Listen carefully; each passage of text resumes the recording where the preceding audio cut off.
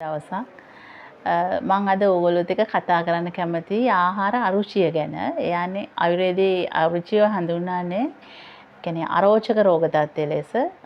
අපි සාමාන්‍යයෙන් කියන්නේ අපිට කැම පිරියක් නැහැ කියනවා. සාමාන්‍ය අපි එදිනෙදා අපි ජීවත් වෙන මිනිස්සු විදිහට කතා කරනකොට කියනවා කැම පිරියක් නැහැ කියලා.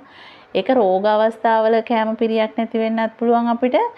ඒ වගේම නිරෝගී කෙනෙක් කියන්නත් පුළුවන් කැම පිරියක් නැහැ කියලා. හුඟක් වෙලාවට ගර්භණියයට කැම පිරියක් නැති වෙන අවස්ථා තියෙනවා. ඒ වගේම මහල්ලන්ට කැම පිරියක් නැහැ. කුඩා ළමයින්ට කැම පිරියක් නැහැ. මොන දේ හදලා දුන්නත් ඒගොල්ලෝ කියන කිසිම රසක් නැහැ කියලා. ඒ කියන්නේ කන්න කැමති නැහැ. කොච්චර රසට හදලා දුන්නත් සමහර කුඩා දරුවෝ ඒ වගේ කැම පිරියක් නැති අවස්ථා තියෙනවා. හුඟක් වෙලාවට ආයුර්වේදයේ කැම ප්‍රියතාවයක් වෙන්න ඖෂධ ප්‍රතිකාර වගේම දෝෂ තත්ත්වය හොයලා බලනවා මේ කැම ප්‍රියතාවය නැති වෙන්න හේතුව මොකක්ද කියලා.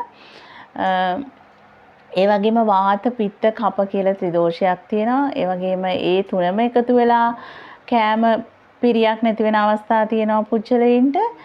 වාත රෝග අවස්ථාව තියෙන පුච්චලයින්ට ඒ කියන්නේ වාත වෘද්ධි වෙච්ච පුච්චලයින්ට ආහාරයක් ගත්තාම කටට ඒ වගේම කියන්නේ කසර රසක් දැනෙනවා ඒගොල්ලන්ට. ඒ කියන්නේ ඒගොල්ලන්ගේ දිවෙන් කිසිම රසක් දැනෙන්නේ නැහැ. ආහාරය ගත්ත අවස්ථාවල ඒගොල්ලෝ මේ හුඟක් අවස්ථාවලට ආහාර ප්‍රතික්ෂේප කරනවා. ඒ වගේම ආහාරය දත්වල හිරිය, ඒ කියන්නේ ආහාරය මේ හපන අවස්ථාවේදී දත්වල හිරිය ඒගොල්ලන්ට දැනෙනවා මේ ආහාරය කන අවස්ථාවල් වලට. ටික වෙලාවක් කාලා ඒගොල්ලෝ කියනවා කිසි පිරියක් නැහැ. මගේ බඩ පිපුණා. ඒ කියන්නේ ආයුර්වේදික කියන උදරාත්මාන රෝග තත්ත්වයක් කියලා බඩ පිපුමට එහෙම බඩ පිපෙනවා කියලා ඒගොල්ලෝ ආහාර ප්‍රතික්ෂේප කරනවා. ඒ වගේම පිත් ප්‍රකෘතිකයෝ කියලා ආයුර්වේදයේ හැටියට හඳුන්වන ඒගොල්ලන්ට ආහාරය ගත්තාම ආමාශයේ දැවිලි ගතිය තියෙනවා කියනවා හුඟක් අවස්ථාවල. ඒ වගේම ඒගොල්ලන්ට ඒ කියන්නේ කටට ඒ කියන්නේ තිත්ත රසයක් දැනෙනවා ආහාරය ඒ කියන්නේ ආහාරය අපි චර්වණය කියනවා. චර්වණ කියන ආහාර හපන අවස්ථාවට දිවේ කිසි රසයක් නැහැ කියනවා. එහෙම පුච්චලයෙන්. ඒ වගේම සෙම තියෙන පුච්චලයන්ගේ ආහාර අරුචියේදී හුඟක් වෙලාවට ඒගොල්ලන්ට දිවේ කෙල වැగిරෙන ගතිය, ඒ වගේම බෙල සුල් ගතිය කියලා අපි කියනවා. ඒ වගේම ඒගොල්ලන්ට ලුණු රසට වගේ දැනෙනවා සමහර පුච්චලීන්ට. සමහර පුච්චලීන්ට කියන්නේ පැණි රසට දැනෙනවා දිවේ ආහාර හපන අවස්ථාවේදී. ඒ දෙකම තියෙන පුච්චලියොත් ඉන්නවා. ඒ වගේම ත්‍රිදෝෂජ අවස්ථාවක් කියලා කියනවා. ඔය තුනම එකට එකතු වෙලා විවිධ රස දැනෙන පුච්චලියෝ ඒ පුච්චලියොත් ආහාර ප්‍රතික්ෂේප කරනවා කිසි පිරියක් නැහැ කියලා. බොහෝ අවස්ථාවල ඒ කියන්නේ ඒ වගේ පුච්චලින්ට පරීක්ෂණ කරලා බලන්න පුළුවන් බටහිර මතානුකූලව බැලුවොත් ඒ කියන්නේ එන්ඩොස්කෝපි පරීක්ෂණ වගේ දේවල් බලලා ආමාශයේ තියෙන ප්‍රශ්න වලට තමයි ආයුර්වේදයේ හැටියට කියන්නේ ඇපටයිට් කියලා ආහාර රුචිය ඇති වෙන්නේ නැහැ කියන එක. නන් ඇපටයිට් කියලා කියන්නේ. ඒ අවස්ථාවලදී මේ හුඟක් වෙලාවට ආමාශයේ බිත්ති තුවාල වෙලා තියෙන රෝගීන් ඉන්නවා. ආමාශයේ බිත්ති කියන්නේ ශෝතය කියන්නේ ඉදිමිලා තියෙන අය ඉන්නවා. ඒ වගේම කියන්නේ අර්බුද ගෙඩි වගේ රෝග තත්ත්ව තියෙන පුජ්‍යලයෝ ඉන්නවා. ඒ වගේම තවත් අයට කැන්සර් පිළිකා වගේ රෝග තත්ත්ව තියෙන මේ රෝගීන් ඉන්නවා. ආහාර අරුචිය රෝග ලක්ෂණයක් විදිහට තියෙන. ආයුර්වේදයේ හැටියට වාත පිත්ත කප ත්‍රිදෝෂයට අනුව ඒ රෝගීන්ට ප්‍රතිකාර කළ ආහාර රුචිය ඇති කරනවා. ඒ වගේම මානසික හේතු ඒවට අපි කියනවා ආයුර්වේදයේ හැටියට ආගන්තුකව ඇති වෙන හේතු තත්ත්ව කියලා. ඒ කියන්නේ සමහර පුජ්‍යලීන්ට කේන්ති ගහම ආහාර කන්න කැමති නෑ. සමහර අයට තද දේශයක් කියන්නේ තරහාවක් කියලානේ අපි මේ අවස්ථාවට කියන්නේ. ඒ වගේම ලෝභ හිතෙන කට්ටියටත් හුඟක් වෙලාවට ආහාර රුචියක් නෑ. එහෙම තමයි ආයුර්වේදයේ මේ මානසික හේතු පැත්ත ගැන කියන්නේ ආගන්තුකයි කියලා ඒක හඳුන්වන්නේ. ඒ වගේම බටහිර මතයට කියනවා ඒ අයට ඇනොරෙක්සියා නර්වස් තත්ත්වයක් කියලා. ඒ කියන්නේ මානසික තත්ත්වයට ඒ විදිහට තමයි බටහිර මතයට අනුව කියන්නේ. ඒ පුජ්‍යලීන්ට ආහාරය දැක්කහම පිළිකුල් ස්වභාවයක්. ඒ කියන්නේ ඒගොල්ලන්ට කිසි පිරියක් නැහැ. කොච්චර හොඳට ඒ කියන්නේ සුවඳවත් ඒ කියන්නේ පෙනුම රසය ඒ කියන්නේ දැක්කහම කන්න හිතෙන විදිහට හදලා දුන්නත් සමහර රෝගීන් කියනවා මේ කන්න හිතෙන්නේ නැහැ. පොඩි ප්‍රමාණයක් කෑවත් ඒ පුජ්‍යලෝ එක්ක උගුරට ඇඹුල් රහයනවා. ඒ කියන්නේ ආමාශික යුෂය කියන ආම්ලික ස්වභාවය අඩු වෙලා කියලා තමයි ආයුර්වේදයේ හැටියට කියන්නේ ආහාර ජීර්ණයට ඕන. ඒ ලවණ පාචක ලවණ නැහැ කියලා. බටහිර ක්‍රමයට SCL කියලානේ හඳුන්වන්නේ. ඒ කියන්නේ ඒ පුජ්‍යලින්ටත් ආහාර අරුචිය ඇති වෙනවා කියලා තමයි ආයුර්වේදයේ හැටියට මේ කියන්නේ ප්‍රතිකාර කරනකොට අපි මේ හුඟක් වෙලාවට ත්‍රිදෝෂ තත්ත්ව බලලා තමයි ප්‍රතිකාර කරන්නේ. මානසික හේතු මත තියෙන අයගේ අපි උත්සාහ කරනවා ඒගොල්ලන්ගේ මානසික මට්ටම ඒ කියන්නේ හොඳ තත්ත්වයට ගන්න ආහාරයට ප්‍රියතාවයක් ඇති වෙන විදිහට අපි ඒක ඒගොල්ලන්ට මේ ඒගොල්ලන්ගේ මානසික නිරෝගීතාවය ඇති කරනවා. ඒ වගේම හුඟක් පුජ්‍යලයෝ ඉන්නවා ආහාර ප්‍රතික්ෂේප කරන නිසා එන්න කියන්නේ ඒගොල්ලන්ගේ ශරීර කෘෂතාවයටපත් වෙනවා. ඇඟේ මාංශ ක්ෂය වෙනවා. ඒ කියන්නේ මාංශ ධාතුව කියලා හඳුන්වනවානේ ආයුර්වේදයේ හැටියට සප්ත ධාතුවක් තියෙනවානේ. ආහාර රසයෙන්නේ රස රක්ත මාංශ මේද අස්ථි මජ්ජා ශුක්‍ර කියලා මේ සප්ත ධාතුවම අපේ ශරීරයේ හැදෙන්නේ. එතකොට අර ආහාරය නිසිලෙස ගන්නේ නැති පුජ්‍යලෙන්ට එන්න ඒ කියන්නේ ආහාර ප්‍රතික්ෂේප කරන පුජ්‍යලින්ගේ ශරීර දුර්වල වෙනවා. ඒ වගේම මොළයේ තියෙන ස්නායු ශෛල වලට බලපානවා මහලු අය ආහාර නොගෙන ඉන්නකොට. එතකොට මේ පුජ්‍යලයන්ට ඩිමෙන්සියා වගේ රෝග තත්ත්ව ඇති වෙනවා.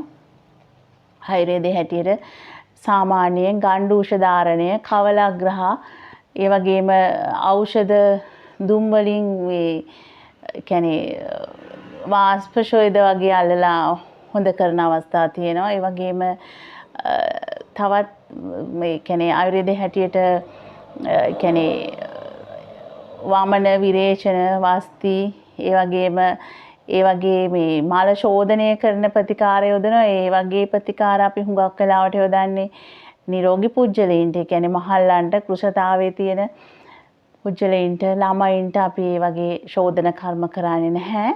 බොහෝ අවස්ථාවල කරන්නේ ඒ කියන්නේ උදාහරණයක් ලෙස ගත්තොත් ඒ කියන්නේ අංශභාග රෝගියෙකුට ආහාර රුචියක් ඇති වෙන්න හුඟක් අවස්ථාවලට අපිට දෙන්න පුළුවන්. ඒ කියන්නේ කටේ තියාගෙන ටිකක් වෙලා දිය වෙන්න අරින්න පුළුවන් ඒගොල්ලන්ට මේ සහින්ද ලුණුයි අමු ඉඟුරුයි ඒ වගේම ස්වල්පයක් කියන්නේ ගුලියක් වගේ හොඳට අඹරලා මුකේ ටිකක් වෙලා තියාගන්න සලසනවා. ඒක ගිලුණත් ප්‍රශ්නයක් නැහැ අපේ බඩට. එහෙම ඒ පුජ්‍යලීන්ට එතකොට අර කෑමට පෙර දුන්නාම ආහාර රුචියක් ඇති වෙනවා. තව ආහාර රුචියක් ඇති වෙන්න දෙන දේවල් වලට දෙන්න පුළුවන් අපිට කොත්තමල්ලි කුඩු, එතකොට සූදුරු කුඩු, ඊට පස්සේ සූදුරුයි කළුදුරුයි දෙකම කුඩු කරනවා සමභාග වගේ අරගෙන කොත්තමල්ලි ග්‍රෑම් 10ක් වගේ ගත්තොත් සූදුරු කළුදුරු ඒ ටික ග්‍රෑම් 5 ගානේ වගේ තමයි ගන්නෙ. ඊට පස්සේ ඒකට ගම්බිරිස් කුඩු සුවල්පයක් දානවා, කරාබුනිටි සුවල්පයක් දානවා, එනසාල් කුඩු සුවල්පයක් දානවා. එහෙම දාලා එක ගුඩ කියන්නේ හකුරුනේ. හකුරුත් එක්ක හොඳට කලවම් කරනවා. අර චූර්ණයට හකුරුයි උක් හකුරු වැඩි හොඳයි. උක් හකුරුයි සීනිත් අවශ්‍ය නම් මිශ්‍ර කරන්න පුළුවන්. මී පැණි දාන්න පුළුවන්. එහෙම ගුලියක් වගේ කියන්නේ ගුලි කරලා හදලා මේ ගිලින්න සලස්සුවාම ඒ පුජ්‍යලයින්ට අර තියෙන ආහාර අරුචිය අපිට හුඟක් වෙලාවට නැති කරගන්න පුළුවන්.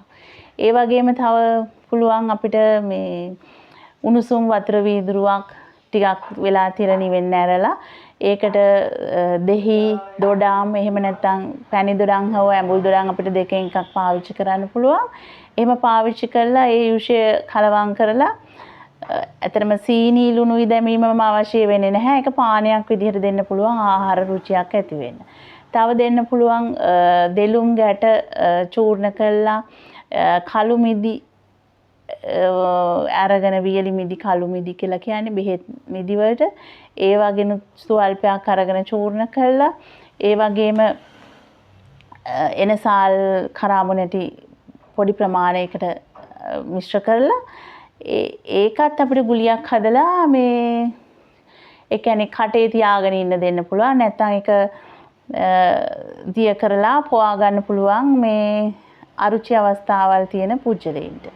ඒ වගේම තව අපිට දෙන්න පුළුවන් ඒ කියන්නේ කෑමට පෙර සහිඳ ලුණුයි නස්නාරං ගෙඩියක් අරගෙන ගාම්බරි ස්වල්පයක් දාලා එක පොට්ටනිය වගේ හදලා හකේ තියාගෙන හිටියාම ඒ කියන්නේ සෙම ඉවත් වෙනවා. ඒ වගේම ඒකේනොත් ආහාර රුචියක් ඇති කරගන්න පුළුවන් ආහාර අරුචි අවස්ථාවල් වලදී. ඒ කියන්නේ පිළිකා වගේ රෝග තත්ත්ව තියෙන ඒවට එන ආහාර අරුචියේදී ඒ පිළිකාවට අදාළ ප්‍රතිකාර කරන්න ඕනේ. නමුත් අරුචිය නැති වෙලා ඒ පුජ්‍යලින්ට ආහාර සමබල ආහාරයක් විදිහට කියන්නේ කන්න දෙන්න අවශ්‍යයිනේ අපි රෝගී පුජ්‍යලින්ට. ඒ වෙලාවට ප්‍රියතාවයක් ඇති කරන්න අර අපිට අත්බේත් විදියට අර දේවල් පාවිච්චි කරන්න පුළුවන්.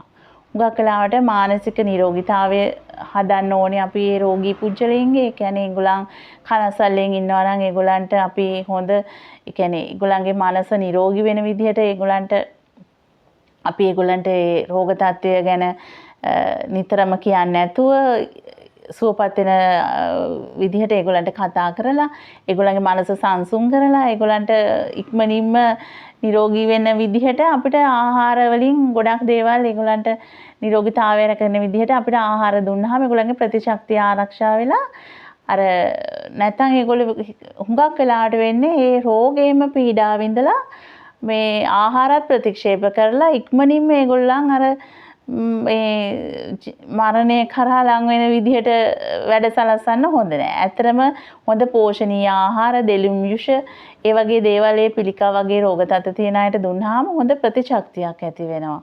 ඒ පුජ්‍යලින් එතකොට ඒ කියන්නේ ආහාරයට රුචි පොඩි ප්‍රමාණ වලින් කැඳ වර්ග හදලා දෙන්න පුළුවන්.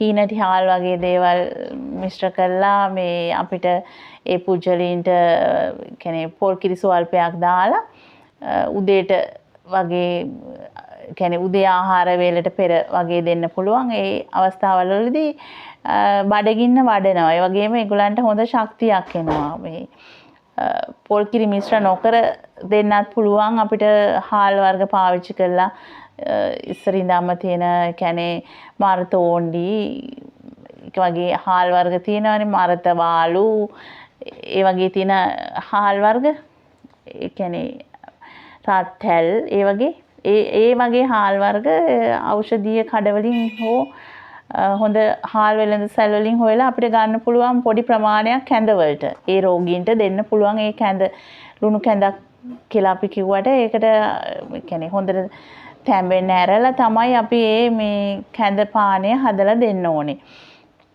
ඒ වගේම මානසික නිරෝගීතාවයත් කායික නිරෝගීතාවයක් තියෙනවා නම් ආහාර අරුචිය හුඟක් වෙලාවට වළක්ව ගන්න පුළුවන්. ওই කරුණු ටික කියන්න තමයි මම අද ඔගොල්ලෝ හමුවට ආවේ. ස්තුතියි.